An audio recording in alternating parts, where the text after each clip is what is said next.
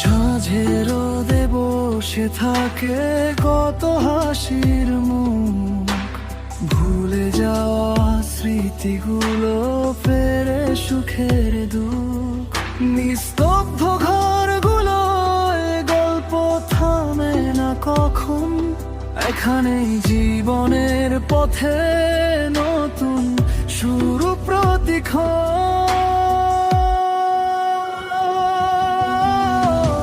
এটাই তো আমাদের ঘর, চিনে রাখা নাম। বৃদ্ধাশ্রম নয়, শুধু ভালোবাসার থাম।